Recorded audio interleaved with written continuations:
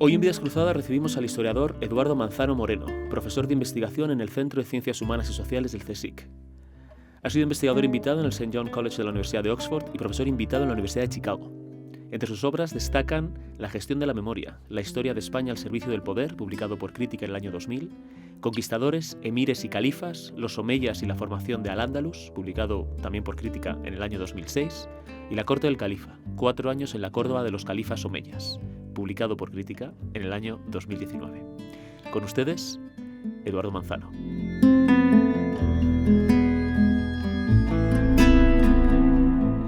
Eduardo Manzano Moreno, bienvenido. Gracias a vosotros. Encantado de que estés con nosotros. Antes de entrar en tu área de especialización y que nos ilustres sobre el mundo de Al-Ándalus, sobre el que tanto has trabajado, me encantaría que nos contaras cómo llegaste hasta aquí, de dónde te viene la vocación por la historia y concretamente de dónde te viene la vocación por ese periodo de la historia. Bueno, yo estudié Geografía e Historia en la Universidad Complutense y bueno, yo no tengo nada que ver con Al-Ándalus inicialmente, mi familia no tiene ningún origen. ¿No eres de la dinastía omeya? No nada. Somos de la dinastía omeya, procedemos de un pueblo de la provincia de Burgos y no teníamos ningún contacto previo. Pero yo hice Geografía e Historia y allí en la Facultad de Geografía e Historia me dio clases una figura que para mí fue muy importante, que fue Abilio Barbero, a quien yo llamo mi maestro, que es una palabra que hoy en día no está muy de moda, pero yo reivindico la idea de tener un maestro, ¿no? Y Abilio Barbero fue una persona muy importante en los estudios medievales en España porque él, junto con Marcelo Vigil, publicaron una serie de nuevos trabajos que ponían en cuestión toda la idea de la Reconquista, ¿no? Lo que se pensaba hasta entonces de la Reconquista. Y también hicieron una cosa muy importante, que era explicar un poco ese periodo tan extraño y tan difícil que es desde el final del Imperio Romano hasta el siglo X aproximadamente, lo que hoy en día se llama Antigüedad Tardía. Pero que entonces, bueno, pues era la transición, digamos, del mundo romano al mundo medieval. Y entonces, frente a la idea de que en la península ibérica no había existido un feudalismo, que era una idea que planteaba gente como Sánchez Albornoz, ellos en cambio demostraron que sí, que en la península ibérica habían existido estructuras feudales y unos vínculos de dependencia muy acusados. Y a mí me llamó mucho la atención su magisterio. Y sobre todo luego trabé amistad, bueno, un contacto personal con él como discípulo y luego pues tuve el privilegio de tener su amistad, ¿no? Y la figura de Abilio para mí fue muy importante porque ellos, Abilio Barbero y Marcelo Vigil, al tratar este periodo, también habían tenido que tratar la conquista musulmana, la conquista árabe de 711. Claro, ellos no eran especialistas en esto, ¿no? Ellos, bueno, se limitaban un poco a dedicarle un capítulo, que yo a veces lo llamaba el patito feo de vuestro libro, el libro sobre la formación del feudalismo en la península ibérica, pero daban una serie de líneas de interpretación. Y bueno, entonces un poco hablando con Abilio, la idea era, bueno, no acabamos de entender muy bien qué es esto de Al-Ándalus, ¿no? ¿Qué pasa aquí? ¿Cómo es posible que de repente surja esto aquí, después de la conquista? Y la verdad es que en aquel momento no existían buenas respuestas para saber lo que ocurría con la conquista árabe, ¿no? Cómo se había formado esta sociedad que duraba después 8 siglos y que de una manera bastante inesperada, ¿no? Y fue un poco esto lo que me llamó la atención, lo que decidí meterme en este lío sin saber el enorme lío en el que me metí en aquel momento, ¿no? Yo creo que la inconsciencia de la juventud, que era lo que me llevó a ello. A mí siempre me han interesado mucho los problemas de investigación, las cosas que no sabemos, ¿no? Las cosas que no conocemos bien. Y a mí me parece que esas son las preguntas siempre relevantes en historia, ¿no? ¿Y tu relación con el árabe? ¿Cómo se va fraguando? Bueno, pues entonces, yo no me considero arabista, es decir, yo me considero un medievalista. Yo creo que el arabismo es una disciplina muy seria, muy rigurosa, que es realizada por filólogos, ¿no? Y España tiene además una tradición de estudios árabes de los últimos siglos, siglo y medio, que es fantástica. Más en España, además en los últimos años particularmente, ha sido muy importante porque ha sido una especie de edad de oro, ¿no? Han aparecido muchísimos nuevos textos, se han editado, se han traducido, se han sistematizado, se ha hecho una labor extraordinaria, ¿no? Y los arabistas españoles pues figuran entre los más importantes del mundo. Realmente España tiene un arabismo de talla internacional, ¿no? Pero claro, lógicamente para conocer el mundo andalusí tú necesitas conocer el árabe, ¿no? Y entonces conocer el árabe pues implica pues tener estancias en países árabes, aprender la lengua, no tan bien como los filólogos, evidentemente, porque yo no llego a esos extremos, porque yo no soy una persona que edite textos, sino que yo soy un medievalista, como te digo, pero sí que me ha resultado siempre ha sido necesario tener esta relación con los arabistas, ¿no? Y yo me aprecio además de siempre conocer pues, a los arabistas de este país y de tener una relación siempre muy fluida con ellos, ¿no? Y esto para mí ha sido particularmente satisfactorio, ¿no? Porque cuando yo comencé, el arabismo se definía como un gremio escaso y apartadizo, que era la definición que había dado de él Emilio García Gómez. Y yo creo que en los últimos años hemos hecho todos un esfuerzo porque el arabismo, que es una forma de hacer historia, es decir, muchos arabistas hacen historia, aunque luego hay arabistas que se dedican a cuestiones del mundo contemporáneo, evidentemente, o de época moderna, pero muchos de ellos pues, hacen historia, ¿no? Y son magníficos historiadores, solo que tienen una formación distinta, ¿no? Entonces, los últimos años hemos conseguido integrar cada vez mejor. Todavía no hemos llegado, pero estamos cada vez mejor. Y luego claro, para comprender al andaluz uno se daba cuenta de que o conocías un poco lo que ocurría en Oriente o no entendías muchas cosas, ¿no? Al andaluz se conquista apenas 90 años después de la predicación del profeta Mahoma. Entonces, esto te obligaba también un poco a conocer cómo había surgido el Islam en Oriente y cuáles habían sido todos los elementos de elaboración teológica, de elaboración jurídica, toda la cuestión de la recepción de las ciencias por parte de los autores árabes. Es decir, porque claro, el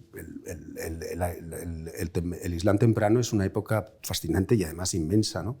Y entonces yo en este sentido tuve mucha suerte también porque he podido conocer a los grandes arabistas internacionales, he aprendido de ellos, sobre todo leyéndoles mucho y muchas veces pues, también estando en contacto con ellos. Y esto pues me ha permitido conocer pues, de primera mano muchos de los debates que existen, ¿no? Sobre el surgimiento del Islam, sobre el surgimiento del derecho musulmán y todo este tipo de cosas, ¿no?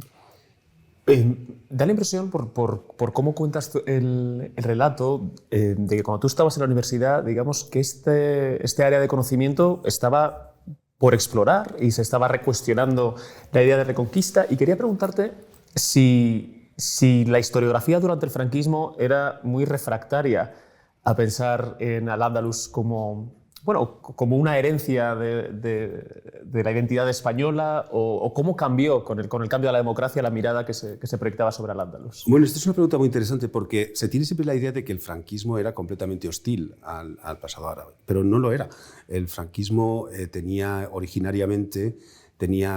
había incorporado a tropas marroquíes, los famosos regulares, y el franquismo siempre tuvo esta idea de la tradicional amistad de España con el mundo árabe, que era una especie de eslogan que el régimen ofrecía. Entonces, de hecho, España, por ejemplo, no reconocía el Estado de Israel hasta la época democrática, teniendo ahí una situación un poco ambigua, ¿no? Y de hecho, los estudios árabes durante el franquismo, lo que ocurrió, por ejemplo, es que un arabista español muy conocido, muy importante, Miguel Asín Palacios, poco después de la Guerra Civil, en el año 40, publica un artículo que se llama ¿Por qué los musulmanes marroquíes combatieron a nuestro lado?, en el que trataba de explicar por qué los musulmanes habían estado apoyando lo que se denominaba una cruzada, que era una especie de cosa muy complicada, pero que en este artículo este gran arabista pues, trataba de darle una respuesta. Entonces, lo que ocurrió durante el franquismo es que la escuela de arabistas se mantuvo, es decir, hubo grandes arabistas durante ese periodo, pero de alguna manera y estuvieron dominados por la gran figura de Emilio García Gómez, pero de alguna manera se quedaron un poco en este aspecto como escaso y apartadizo, ¿no? Los medievalistas consideraban que a los arabistas solamente les interesaban cuestiones de literatura, cuestiones de refranes, cuestiones de cultura, y hay una célebre polémica entre Sánchez Albornoz y Emilio García Gómez, donde Sánchez Albornoz le dice, bueno, es que realmente ustedes no me están sacando los textos que a mí me interesan, ¿no? Los textos de historia y todo esto. Y Emilio García Gómez le decía, mire usted, la Escuela de Traductores de Toledo se ha cerrado. O sea, no esperen de nosotros que le vayamos a traducir los textos para que ustedes se pongan después a hacer sus cosas de historia.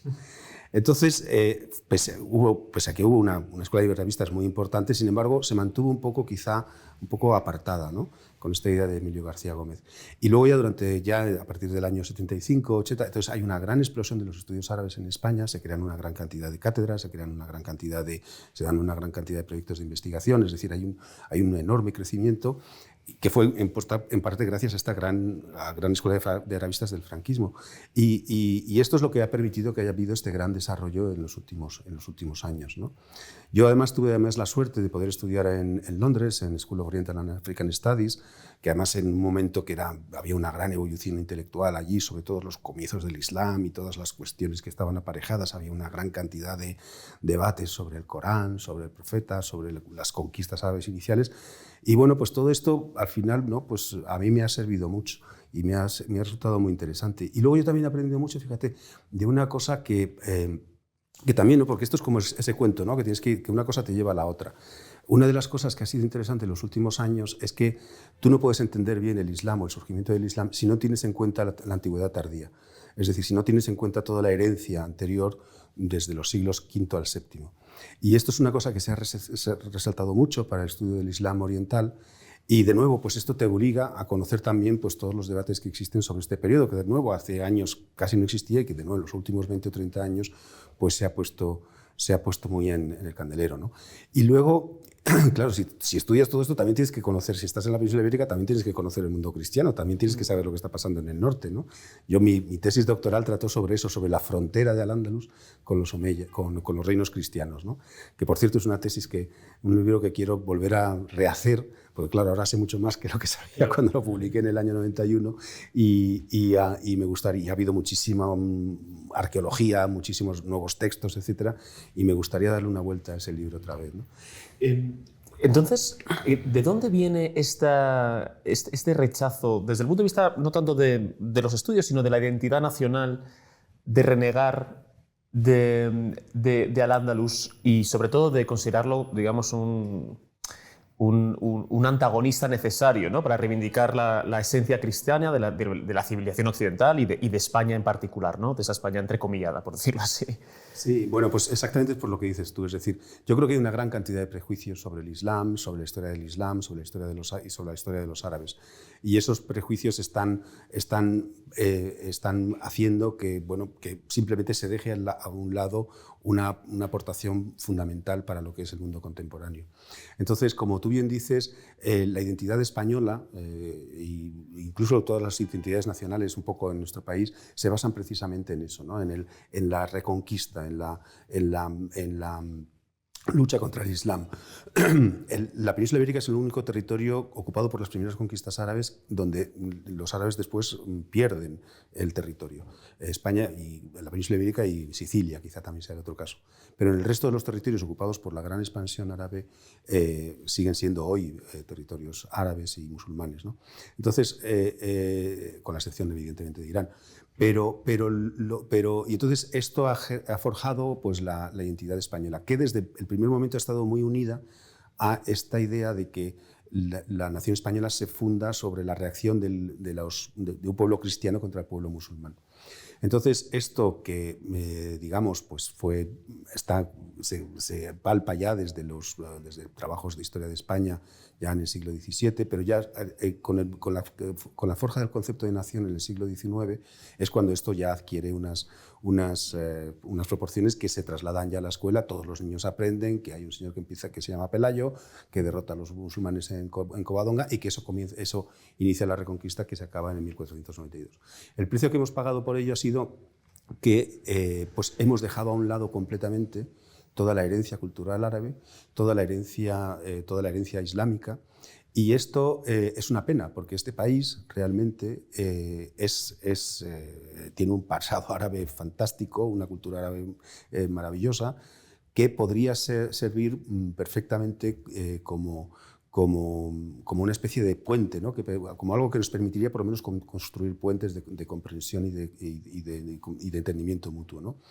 Pedro Martínez Montávez, que es uno de los grandes arabistas españoles, que precisamente ha fallecido hoy, decía una cosa que a mí siempre me llamó mucho la atención, ¿no? Decía, si Francia hubiera tenido el pasado árabe e islámico que tenemos aquí en la península, hubieran sabido aprovecharlo muy bien para tratar de efectivamente crear una visión histórica mucho más diversa de lo que actualmente estamos siendo capaces de hacer, ¿no? Y algunos pensábamos ingenuamente en los años 90 y comienzos de este siglo que esto había quedado periclitado, y estamos viendo que en los últimos años esto está volviendo con una fuerza tremenda, ¿no?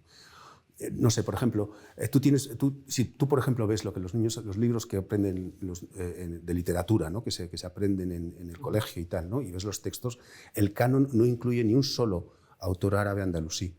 Y esto es una pena, ¿no? O sea, tú tienes, por ejemplo, un autor como es Ibn Hazm, que es un autor de comienzos del siglo XI, y este hombre escribe uno de los primeros tratados sobre el amor que hay en la literatura, que existen en la literatura occidental, ¿no? Y sin embargo se aparece Séneca como un autor español, ¿no? Exacto, eso es, ¿no? Y esta es la gran contradicción. Entonces dices, bueno, pero es que no hay traducciones. No, no es verdad. Del Collar de la Paloma hay dos traducciones, una que realizó Emilio García Gómez y otra que acaba de hacer Jorge Sánchez Ratia, Jaime Sánchez Ratia, y que además está disponible, acaba de ser publicada hace poco, y es una pena, ¿no? Porque fragmentos de este libro, yo siempre que lo enseño en conferencias o en cosas así para gente más joven, la gente se queda maravillada y dicen, pero es que realmente es un libro fantástico. Y en cambio, pues les tienes ahí estudiando, no sé, pues El sí de las niñas de Moratín, que a mí me parece que es una obra verdaderamente bastante aburrida, ¿no? Seguro que hay gente que piensa todo lo contrario que yo, pero esta incapacidad, ¿verdad?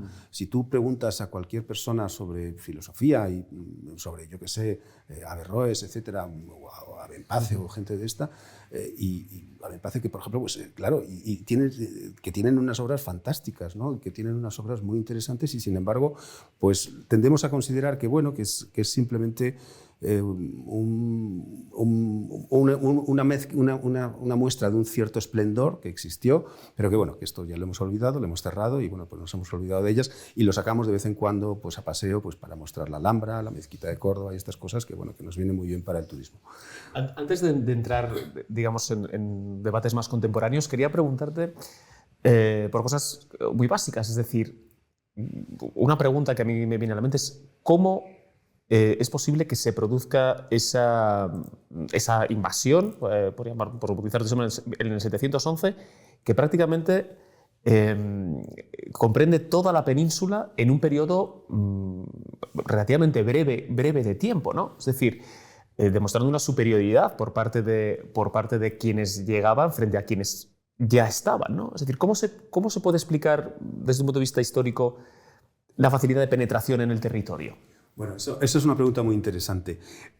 Lo primero, y esto es una cosa que de nuevo ha cambiado mucho en los últimos años, ¿no? La primera cuestión que es importante es que las conquistas árabes, tanto en Oriente como en el norte de África, como en la península ibérica, están muy bien organizadas. Es decir, no estamos hablando de una especie de invasión de pueblos, tú has hablado de invasión, yo prefiero utilizar conquista. Sí, porque me parece que es más ajustado. Entonces, sabemos perfectamente que son conquistas muy bien organizadas, con ejércitos muy bien organizados, que tienen además unos objetivos siempre muy claros. Los conquistadores siempre se dirigen hacia las ciudades. Es decir, su interés es conquistar las ciudades. ¿Por qué las ciudades? Porque en las ciudades, estamos hablando del siglo VII, comienzos del VIII, es ahí donde se encuentra la administración. Entonces, si tú controlas las ciudades, controlas la administración de todos los territorios. Y fundamentalmente los conquistadores están interesados en obtener un dominio fiscal sobre el territorio. Eso es lo que pretenden fundamentalmente. Entonces, las conquistas árabes, como digo, muy bien organizadas, con unos objetivos muy claros, se expanden gracias en parte a esta estrategia. Y en la península ibérica van a hacer exactamente lo mismo. Es decir, ellos lo que pretenden es inmediatamente después de la batalla campal en Guadalete, que sigue además el mismo guión que había existido en Oriente, donde el Imperio bizantino sufre una gran derrota y inmediatamente se desmorona el ejército. Bueno, pues aquí ocurre lo mismo. El ejército visigodo después de Guadalete se desmorona por completo, es decir, ya solamente quedan núcleos de resistencia local y lo que ocurre es que las expediciones van dirigiéndose a las principales ciudades, Sevilla, Córdoba, Toledo, Zaragoza, Mérida, que son un poco la columna vertebral urbana que articula el territorio. Y una vez que han conquistado estas ciudades y una vez que se han establecido en ellas, se dedican, digamos, a establecer unas relaciones con la población conquistada. Y entonces las relaciones son muy distintas, son muy diferentes, y a partir de ahí comienzan una serie de procesos que son los que van a dar lugar al Andalus. Esto lo vemos claramente. Por ejemplo, una de las cosas que son muy interesantes es que estos ejércitos apenas tienen una logística. Es decir, no se desplazan con grandes aparatos logísticos, sino que viven sobre el propio terreno. Entonces, yo interpreto esto porque esta gente vive de intercambios con las poblaciones que van conquistando. Entonces, justo con la llegada del ejército árabe aquí en la península ibérica, empezamos a encontrar una gran cantidad de monedas de cobre, que son los llamados feluses, que son monedas que no se habían acuñado, o prácticamente el reino visigodo apenas había acuñado, y que sin embargo esta gente comienza a acuñar. Y esto yo lo interpreto como las primeras muestras de intercambios entre los miembros del ejército y la población conquistada, de tal manera que se establecen esto que llamamos relaciones de mercado simple, ¿no? Es decir, que yo te compro lo que sea, pues, el grano, lo que sea, o el forraje para los caballos, etcétera, y a cambio de eso yo te pago, porque estos ejércitos son pequeñas ciudades en movimiento. Entonces, esta es una de las razones, ¿no? Luego también tienes que tener en cuenta desde el otro lado la propia crisis que existe dentro del reino visigodo, que es una crisis profundísima. El siglo VII es un siglo en el reino visigodo de continuos vaivenes, es un siglo de una feudalización creciente, la aparición de una gran cantidad de facciones, muchos reyes que son depuestos, etc. Y este enfrentamiento entre facciones aristocráticas del reino visigodo también favorece la llegada de los árabes, en tanto en cuanto algunos sectores de esta aristocracia se van a ver tentados y van a hacer finalmente pactos con los conquistadores. Y luego finalmente hay un tercer aspecto que también es interesante, y es que esto llama también mucho la atención a la gente, porque la gente tiende a pensar que, bueno, que el Islam se configura de una manera súbita, ¿no? Es decir, que de repente llegas y ya después de la predicación de Mahoma somos todos musulmanes. Todos somos musulmanes, ya sabemos todos lo que es. Y lo que, de nuevo, cuando uno ve lo que ha aportado los últimos años, los estudios sobre el comienzo del Islam, se da cuenta que es una cosa que va precipitando paulatinamente, es decir, se va conformando. Y la predicación inicial del profeta Mahoma es una predicación bastante simple, es decir, es una predicación que plantea que existe un Dios único, que ese Dios ha enviado a la humanidad profetas previos, es decir, profetas, pues, por ejemplo, pues desde luego Abraham, Elías, etc. Y uno de esos profetas ha sido Jesús también, ¿no? Pero Jesús no es, evidentemente, no tiene divinidad, no es el Hijo de Dios, sino que es un profeta más, y además está reconocido como tal por el Islam. Lo que pasa es que este mensaje de los profetas ha sido distorsionado por la humanidad. Es decir, la humanidad ha distorsionado lo que había sido un mensaje claro y diáfano enviado por Dios. Mahoma se presenta como el último de estos profetas, el sello de los profetas, el que va a terminar ya la última revelación que Dios ha comunicado a la humanidad. Entonces, de nuevo, si lo empiezas a pensar también, es decir, no supone un cambio radical inicialmente, ¿no? para las creencias que existían ya previamente. Y además la gente en el siglo VIII no sabía lo que iba a pasar en el siglo IX, ¿no? Es decir, muchas veces también tenemos siempre yo siempre digo que los malos historiadores son aquellos que cuentan la historia sabiendo lo que va a pasar después. En cambio, si te pones un poco en el momento del siglo VIII, en el 711, con un mundo que no sabes muy bien hacia dónde está tirando, con una crisis bastante grande política e incluso religiosa, de repente llega esta gente que instauran, bueno, pues han derrotado al ejército visigodo, el rey ha desaparecido y de repente, pues eso, se van apoderando de las distintas ciudades. Y además una cosa, perdona, y la última cosa importante, que esto también a veces lo hemos hablado, ¿no? Bueno, esta gente lo que ofrece es seguridad en los caminos, y esto parece ser que lo mantienen. Es decir, la seguridad de los caminos, seguridad a las propiedades, seguridad y seguridad incluso si quieres seguir manteniendo el cristianismo, no tienes ningún problema, vas a poderlo seguir haciendo. Eso sí, tendrás que pagar un tributo a cambio, claro. Pero eso va unido a un nuevo orden que se instaura. Entonces, todos estos elementos, ¿no? Incluso el propio hecho de que en el 711 lleguen aquí los árabes, que han conquistado, pues, Próximo Oriente, han conseguido derrotar al imperio bizantino, al imperio sasánida, se han extendido por Egipto, por todo el norte de África. Bueno, a lo mejor es que Dios realmente está con ellos. Es que realmente Dios es que realmente les está apoyando. Entonces, todo este conjunto de elementos yo creo que nos ayudan a explicar esta conquista árabe que puede parecer muy extraña, pero es que a veces se dan estos fenómenos en la historia, ¿no? Claro, se me abren un montón de preguntas, pero una relacionada sobre la organización territorial. Da la impresión, y te lo he leído en alguna parte, de que buena parte del éxito tiene que ver con un asentamiento casi como Estado, ¿no? Es decir, de una organización centralizada, con unas órdenes concretas y funcionando de una manera muy, muy coordinada frente a lo que comentabas de los reinos visigodos, pues que eran lo que comúnmente llamamos los reinos de taifas, en el sentido de que tenían sus guerras entre sí, ¿no? Aunque sé que tu opinión sobre los reinos de taifas no es negativa, ¿no? Como se dice, pero bueno, por hacer esa broma. Es decir, ¿hasta qué punto ese éxito tiene que ver también con esa organización más centralizada y esa acción mucho más coordinada? Sí, bueno, eso también es verdad. Es decir, una de las cosas que son interesantes es que la conquista árabe, la defino como una conquista imperial. Es decir, los conquistadores de Al-Ándalus, o el conquistador de Al-Ándalus, Musa ibn Nusayr, es un gobernador del norte de África nombrado por el califa de Damasco.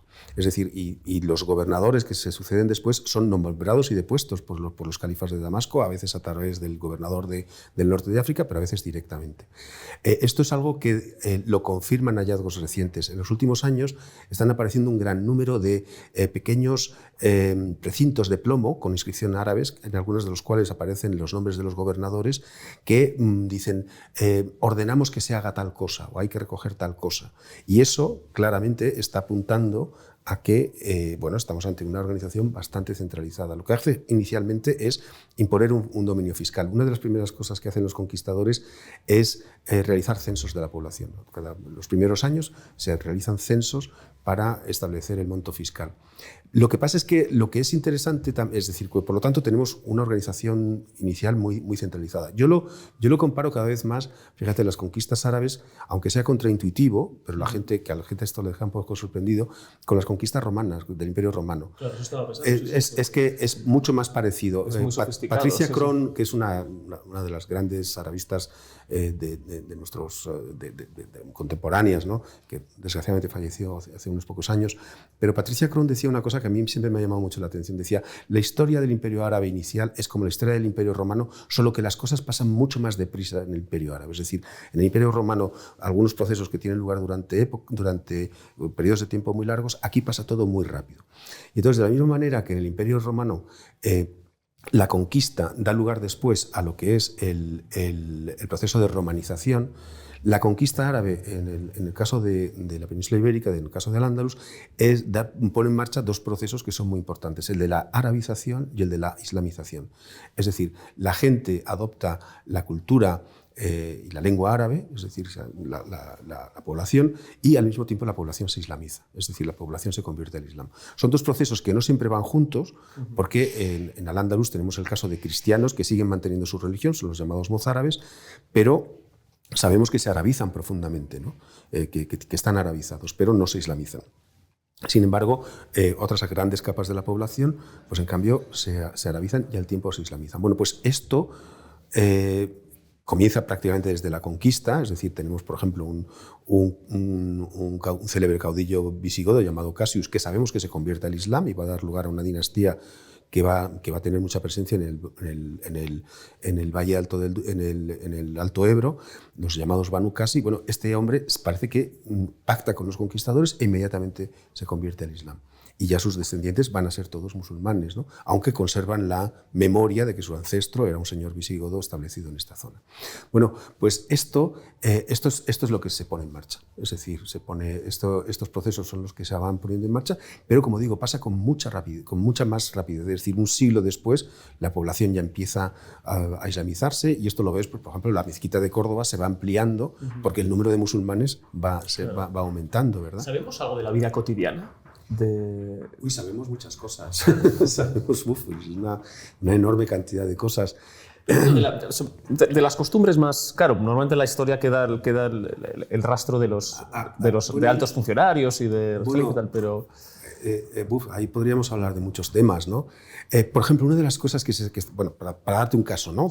La conquista.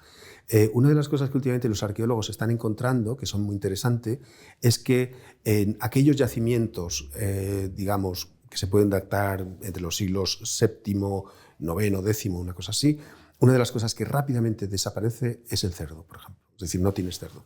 Es decir, claramente la prohibición alimentaria del consumo de cerdo es uno de los elementos de islamización que hacen que, por ejemplo, el cerdo desaparezca completamente de la dieta. Entonces no encuentran huesos de cerdo, encuentran gallina, encuentran oveja, encuentran de otro tipo de animales, pero el cerdo desaparece, ¿no? Entonces este es uno de los elementos que vemos claramente en el que la población se está islamizando, ¿no?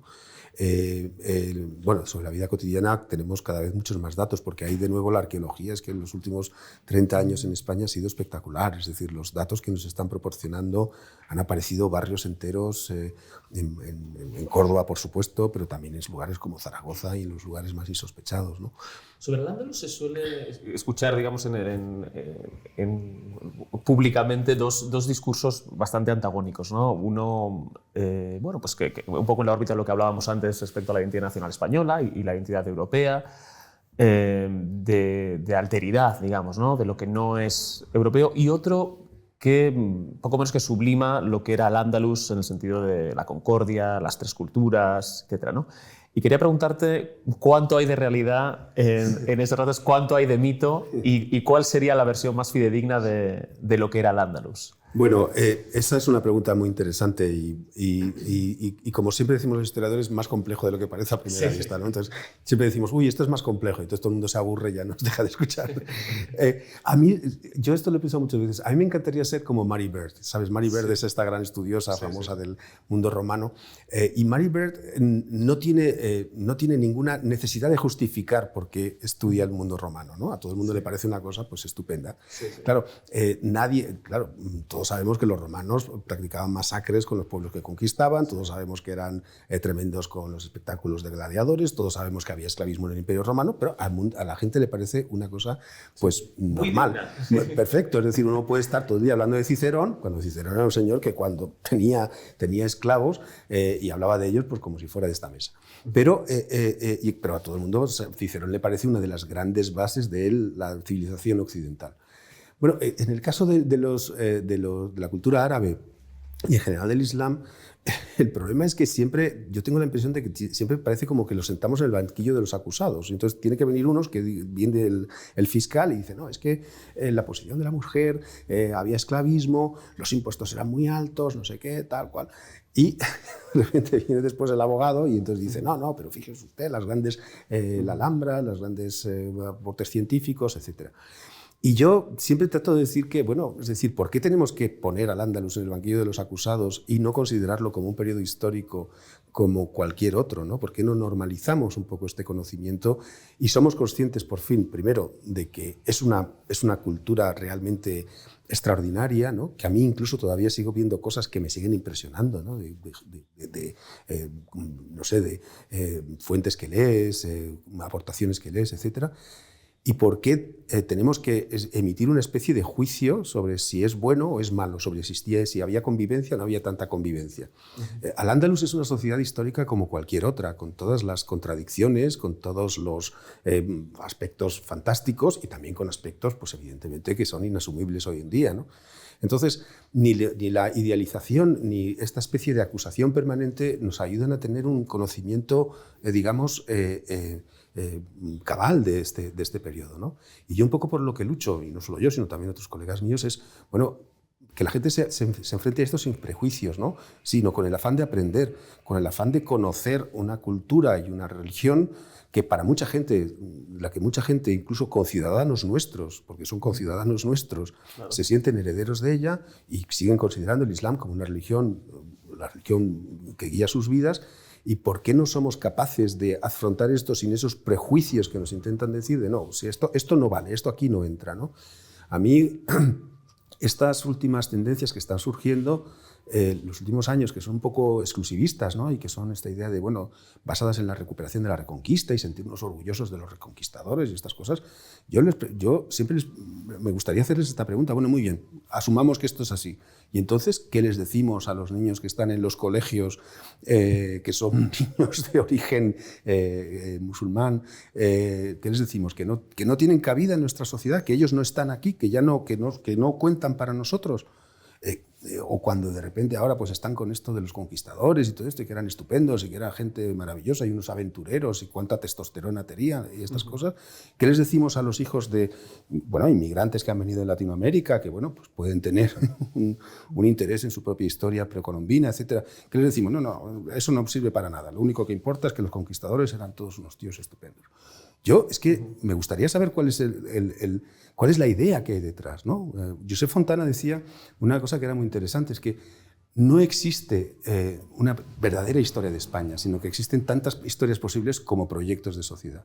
Bueno, yo lo que estoy viendo es que en los últimos años se está empezando a gestar un proyecto de sociedad que es tan exclusivista, en el que se queda tan poco margen para cualquiera que no considere que Pelayo era lo mejor que ha ido del mundo, que es preocupante, porque la realidad es que estamos en una sociedad diversa y esa sociedad diversa exige que el conocimiento que tengamos sobre la historia pues, acepte esta diversidad.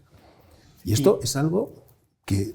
¿Y a qué atribuyes? Porque claro, digamos, uno podría pensar que el hecho de que haya habido digamos, no sé cómo decirlo, que haya crecido la musculatura de los nacionalismos llamados periféricos puede haber forzado un discurso de nuevo más homogeneizador y más tradicionalista en el peor sentido de la idea de España. Digo, por buscar alguna causa. No sé si como historiador ves alguna causa que de repente vuelva a tener el aplauso, no sé hasta qué punto numeroso, ¿no? A lo mejor es minoritario alguien que celebra, pues no sé, la toma de Granada, ¿no? Por ejemplo. Claro. Bueno, yo creo que todo esto, no hay una sola explicación, ¿no? Siempre hay muchas explicaciones, ¿no? Yo creo que una de las cosas que yo he aprendido como historiador es siempre huir de las explicaciones, ¿verdad? Y yo creo que eso es interesante. Bueno, luego te das cuenta de que muchos de estos discursos nacionalistas periféricos reproducen exactamente el mismo discurso del nacionalismo español, solo que a una escala distinta. Y esto es así, es decir, y esto, se pongan como se pongan, es la realidad. ¿Qué es lo que ocurre? Por el esencialismo, es decir, claro, por el esencialismo. Claro, tú estás buscando una nación y esa nación se tiene que forjar de alguna manera. Luego a veces lo maquillan un poco y dicen, no, pero somos más inclusivos. Bueno, pues seréis más inclusivos, pero al final pues seguís teniendo los mitos de que si Wilfredo el Belloso, que si Amaya, que en fin, estas cosas, ¿no? Entonces, bueno, vamos a ver. Esto, por tanto, ha reproducido. Yo siempre digo que no es verdad que la identidad que la historia forje las identidades, son las identidades las que forjan la historia, ¿no? Es decir, si tú quieres tener una visión determinada y sentirte muy seguro de tu propia nacionalidad, de tu propia identidad nacional, pues lo que buscas es confirmarlo en la historia. Y entonces te vas a nutrir de una gran cantidad de estudios, libros, etcétera, que te van a decir, sí, usted es efectivamente la esencia española o la esencia catalana o la esencia vasca. Es decir, que esto ha funcionado para todo el mundo. Y ahí, es decir, el mito de los vascos resistiendo frente a los romanos, frente a los visigodos, frente a los árabes y frente a los castellanos, es un mito que está enraizado completamente, ¿no? Entonces, claro, esto, el nacionalismo español, que durante unos años estuvo un poco quizá adormilado, ¿no? Y pensábamos todos, bueno, finalmente vamos a ser más inclusivos, etcétera, y nos equivocamos radicalmente, pues bueno, lo ha recuperado, claro. Entonces ha recuperado todos estos elementos, ¿no? Claro, estos elementos de identidad, ¿no? Es decir, si tenemos una identidad, ¿cuál es esa identidad? Y esa identidad pasa siempre, pues siempre volvemos a lo mismo, ¿no? A la reconquista, etcétera. Entonces, claro, a uno le da mucha rabia, ¿no? Porque, digamos, yo estoy muy contento de la investigación en los últimos años, ¿no? Me siento muy satisfecho del trabajo que hemos hecho, un trabajo fantástico y maravilloso, y vemos que, sin embargo, hemos vuelto a la casilla de salida, ¿no? Y estamos teniendo una historia que yo creo que no nos merecemos, simplemente como sociedad no nos merecemos. Es una historia que verdaderamente, bueno, yo me quedo un poco sorprendido, ¿no? de que hayamos vuelto a libros que se podrían haber escrito perfectamente en los años 50. Y dices, pero si es que estamos en el año 2023, caramba, ¿no? ¿Cómo es que no somos capaces de haber avanzado un poco más, ¿no? Porque hay un esencialismo, entiendo que de dos direcciones, ¿no? Por una parte, el esencialismo español, desde, pues, que sí va desde los romanos, los visigodos, después la Reconquista, y un esencialismo para el enemigo, ¿no? Es decir, que va desde Mahoma hasta el ISIS. Claro. Y quería preguntarte hasta qué punto la situación actual con el fundamentalismo islámico está también forjando la mirada que tenemos sobre la historia y sobre el presente. ¿Y qué se puede hacer para remediar eso, para intentar poner las cosas en su sitio y no hacer generalizaciones burdas? Yo sobre todo desprendernos de los prejuicios, pero llevas toda la razón, es decir, evidentemente el terrorismo islamista pues efectivamente ha sido una de las cosas que también ha provocado esta reacción, y a nadie se le oculta ni se le puede ocultar que hay muchos de estos grupos, uno de sus objetivos es la recuperación del Al-Ándalus. Yo creo que sería totalmente ingenuo decir, bueno, aquí no pasa nada, esto es absurdo. Por lo tanto, esto existe y está ahí, ¿no? Ahora, y es verdad que en el mundo musulmán, Al-Ándalus como territorio perdido, como un paraíso perdido, es una idea con una fuerza muy evocadora. Y hay que ser muy conscientes de ello. Yo por eso siempre trato de no plantear una visión idílica y paradisiaca, ¿no? Porque hay que tener un poco de cuidado con estas cosas. Entonces, es verdad que esto también ha generado una idea de que, bueno, de que España ha estado siempre en guerra con el Islam desde el siglo VIII, ¿no? Y que desde entonces continuamente ha habido una guerra que se ha ido manifestando, ha tenido episodios más o menos de mayor o menor concentración, pero ha llegado incluso hasta el terrorismo que hemos sufrido en nuestro propio país, ¿no? Claro, ¿cómo se contrarresta esto? Es difícil porque el discurso, y una de las cosas que también es verdad, es que el discurso nacionalista español está muy bien armado. Es decir, mire usted, llegan los musulmanes, la reconquista con Covadonga y acabamos con la toma de Granada. Es un discurso que aparentemente está muy bien armado, ¿no? Con una serie de ideas muy simples y que se van repitiendo y, bueno, y que digamos, mezclan como todo, ¿no? Mezclan datos que son correctos con otras cosas que no son correctas, o con generalizaciones, o con cosas que, como siempre hace el discurso nacionalista, pues se ponen debajo de la alfombra porque eso no me interesa sacarlo. Entonces, ¿cómo se consigue esto?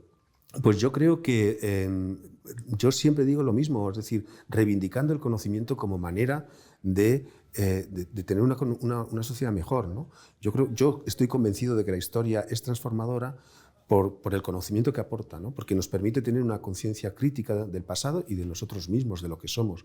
Yo creo que una de las cosas más interesantes que hay es, contrariamente a que tratar de ver, digamos, confirmada mi identidad en el pasado, e intentar ver cómo mis creencias o las cosas que yo pienso o la cultura que he recibido se pueden ver de alguna manera enriquecidas gracias a que conozco mejor el pasado.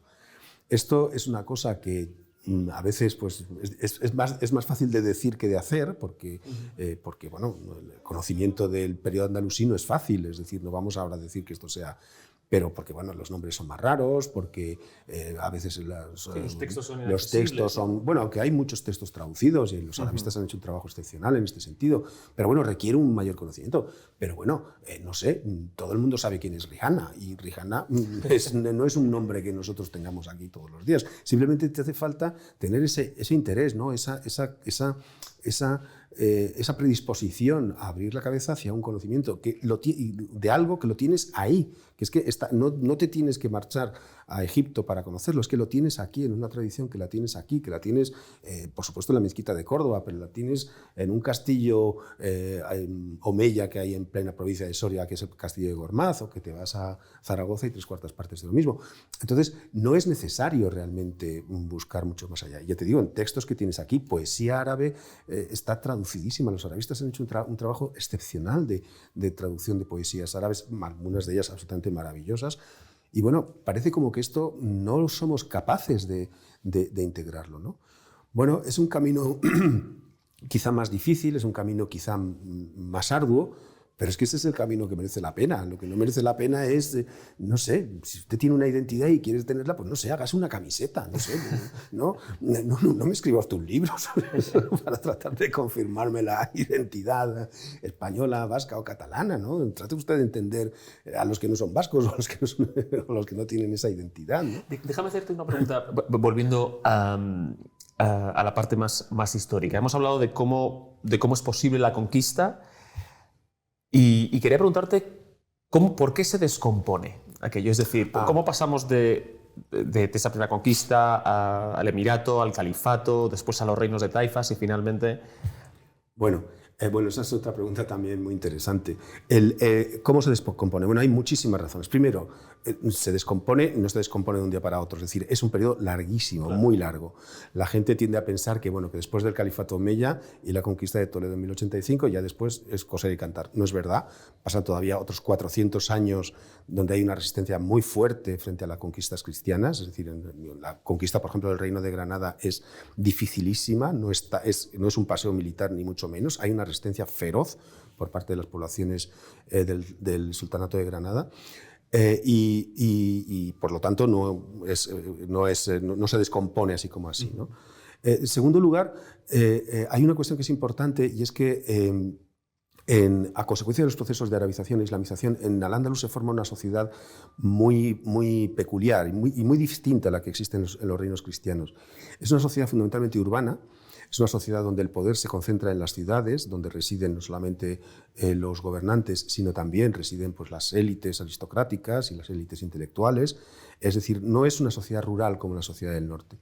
Y en líneas generales es una sociedad menos preparada para la guerra de lo que está la sociedad del norte. Es una sociedad donde le resulta muy difícil el reclutar Cuando hablamos soldados. de la sociedad del norte, ¿a qué nos referimos? Me refiero a las sociedades a los reinos de León y Castilla, los condados catalanes, Aragón, etc., ¿no? Donde realmente tú puedes tener, por ejemplo, no sé, un individuo como el Cid, ¿no? Es muy interesante. Si uno lee el poema del mío Cid, es interesantísimo, porque una de las cosas que repite es tenemos que ir al territorio de Al-Ándalus para ganarnos el pan. Es decir, gente que hace de la guerra un negocio verdaderamente, ¿no? Bueno, pues el Cid sería inimaginable en la sociedad andalusí, ¿no? Porque las dificultades de reclutamiento de militares son enormes. No puedes reclutar soldados en ciudades, porque es una sociedad básicamente comercial, artesana, una sociedad también con élites intelectuales, y las zonas rurales son zonas que fundamentalmente proveen los impuestos, es un dominio fiscal el que se establece, ¿no? Que se centraliza en las ciudades. En cambio, en el norte, el excedente que llamamos, es decir, lo que producen los campesinos, etcétera, está mucho más fragmentado y va a parar a señores feudales, etcétera, que son los que pueden después alimentar a sus propias mesnadas. Hay un autor árabe del siglo XII, Artur Tushi, que dice es que los cristianos hacen una cosa que es muy inteligente, es que reparten el dinero entre sus soldados y en cambio aquí el gobernante se lo queda para él y lo emplea para sí mismo. Entonces esto es muy curioso, ¿no? Porque la supremacía militar que van obteniendo los cristianos es cada vez mayor, ¿no? Porque al mismo tiempo, claro, a medida que van avanzando las conquistas se van haciendo cada vez más fuertes, ¿no? Hay un momento fundamental que es este siglo XI, que es el momento en el que este equilibrio militar se empieza a decantar hacia el lado cristiano.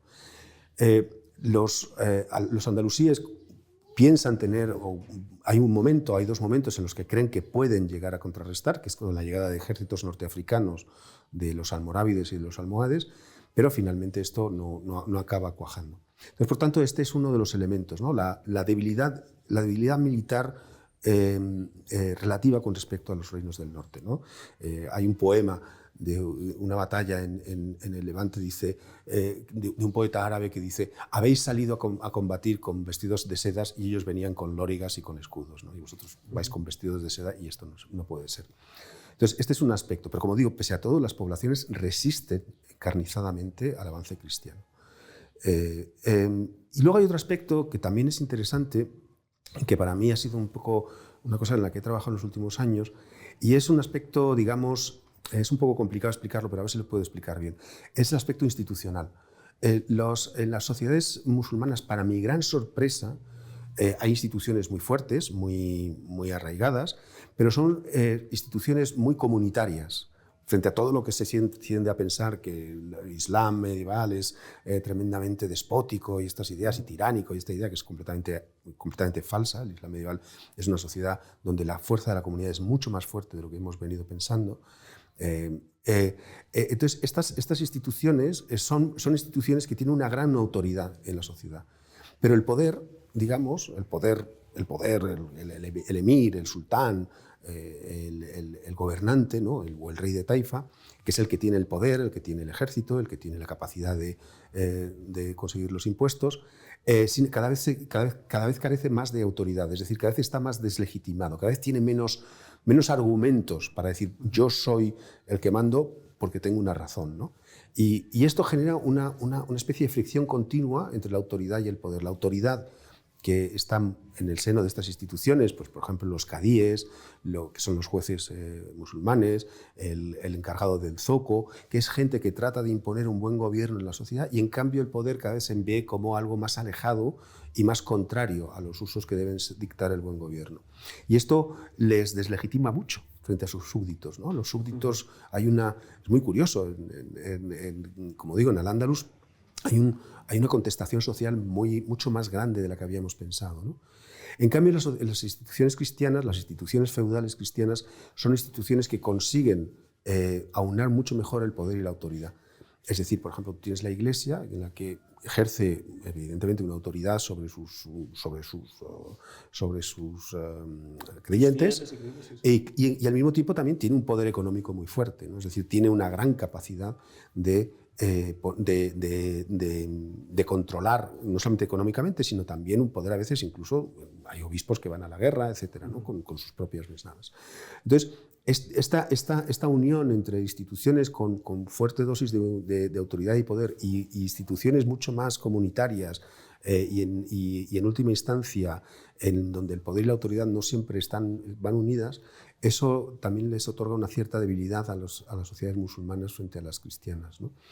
Y luego, que como digo, las sociedades cristianas medievales son muy expansivas, se expanden aquí en Al-Ándalus, pero también se expanden hacia Oriente, también se expanden, es decir, la época feudal es una época de expansión.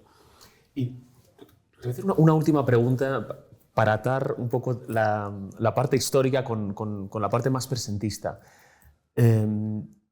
¿Por qué una sociedad tan superior desde el punto de vista de sofisticación, producción intelectual, organización estatal, recaudación de tributos, como hablábamos antes, como era la sociedad andalusí respecto a los reinos del norte? ¿Por qué X siglos después los herederos de una sociedad, digamos, que han consolidado instituciones, los herederos del norte, digamos, los ex lugares cristianos han consolidado instituciones más o menos liberales, más o menos imperfectas, pero donde hay un respeto mayor y hay una domesticación, digamos, civil de la religión, mientras que en la mayoría de esas otras sociedades de raíz islámica eso no ha sucedido? Bueno, eso ya es meterme en camisa donde cebaras, porque yo no soy un especialista en periodos posteriores a la época medieval. Pero cuando hablo con gente que sabe más que yo de estos temas, que yo no conozco, ya te digo, yo no puedo dar una respuesta a esa pregunta, que es una de las grandes preguntas. Claro, porque reconociendo esa superioridad en esos años, de repente es imposible no mirar a través del prisma al presente, ¿no? Claro, pues cuando yo hago esta pregunta a gente que sabe mucho más que yo, siempre me dicen, mira, Eduardo, primero, estás generalizando, no estás entendiendo bien, porque tú no conoces todo el desarrollo que hay, por ejemplo, en el Imperio Otomano. Es decir, todos los desarrollos que hay en el Imperio Otomano de organización, porque claro, tenemos la idea del sultán otomano, que es un señor con un tiránico, pero la gobernanza del Imperio Otomano los últimos años, al parecer, se está estudiando cada vez mejor y es mucho más, mucho más enraizada en las comunidades locales de lo que veníamos pensando. Es decir, que el Imperio Otomano no subsiste por casualidad durante casi 500 años, ¿no? Es decir, es una estructura muy compleja y además mucho más muy flexible, mucho más de lo que tendemos a pensar, ¿no? Cuando tenemos esta idea del sultán otomano que corta las cabezas y todo esto. Pues no, esto es lo que me dice la gente que sabe más de este tema. Eso lo primero. Dentro de la tradición del Islam moderno hay mucha más deliberación, muchas más comunidades, muchos más elementos que hemos ignorado completamente de lo que pensamos, ¿no? Y luego, finalmente, lo que ocurre en Occidente también tiene un cierto punto de excepcionalidad, es decir, con respecto a otras sociedades, como pueden ser las islámicas, pero también puedes hacer lo mismo con respecto a las hindúes o con respecto a las chinas. Y ahí, de nuevo, cuando yo últimamente he entrado en algunas cosas de historia global, porque tengo esta cátedra en St. Andrews sobre historia global, una de las cosas que hoy en día nadie acepta es que tengamos que establecer una especie de elemento comparativo con respecto al cual las sociedades tienen que seguir, ¿no? Esto es un poco, es decir, es un poco como cuando Stalin decía que los pueblos tenían que seguir el camino de la historia, ¿no? Y que tenían que ir por los distintos modos de producción impepinablemente. Bueno, a veces desde Occidente tenemos un poco también esta visión un poco totalitaria, ¿no? Todos los que no han sido capaces de gestionar pues, la revolución científica, la revolución industrial, etcétera, es que había alguna falla dentro de ellas. Bueno, no necesariamente. Es decir, no necesariamente a lo mejor han existido los mismos valores de acumulación capitalista, los mismos valores de transformación de la naturaleza, etcétera, que han podido existir en Occidente. Han podido existir otras sociedades que han seguido unos rumbos distintos, lo cual no las hace inferiores con respecto a las nuestras. Y esto es una cosa que está muy enraizada en el pensamiento occidental últimamente, ¿no? Nosotros hemos ganado, somos los que hemos conseguido la democracia parlamentaria, hemos conseguido las grandes revoluciones científicas y por lo tanto pues todo el mundo tiene que estar un poco tratando de imitarnos. Y claro, nos estamos encontrando, con buena razón, que mucha gente, que en muchas otras culturas nos están diciendo que esto no tienen ustedes por qué venir a darnos estas lecciones. Primero, porque nosotros tenemos también nuestra propia tradición. Y segundo, que ustedes no están respetando y que es mucho más rica de lo que ustedes pretenden. Y segundo, pues porque no existe un camino de la historia que esté plenamente establecido. Entonces, por eso creo que Mark Bloch decía que la historia es una ciencia de preguntas, ¿no? Y es verdad, y hay veces que las preguntas que nos hacemos nos desvían un poco, ¿no? Nos hacen pensar de una determinada manera que no siempre es la correcta. Y yo creo que este es uno de los casos que es el correcto.